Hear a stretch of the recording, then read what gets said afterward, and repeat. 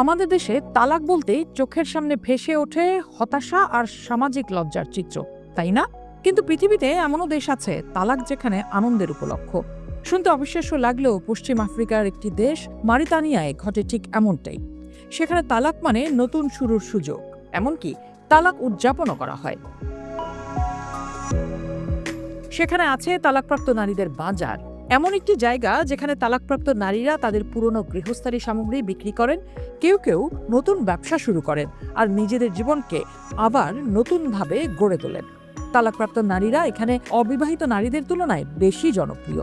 তাদের অভিজ্ঞতা, আত্মবিশ্বাস আর সংসার সামলানোর অধিকতর দক্ষতা তাদের নতুন বিয়ের জন্য আরও আকর্ষণীয় করে তোলে। তাই সেখানকার পুরুষরাও তালাকপ্রাপ্ত নারীদের বিয়ে করতে বেশি আগ্রহী।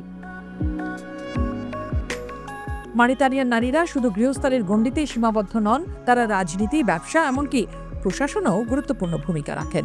মারিতানিয়ায় তালাক মানেই জীবনের ইতি নয়, বরং আরেকটি নতুন সম্ভাবনার দরজা। ভাবুন তো, যদি আমাদের সমাজও এমন ইতিবাচক মনোভাব গ্রহণ করত, তাহলে হয়তো আমাদের সামাজিক চিত্র হতো আরেকটু অন্যরকম।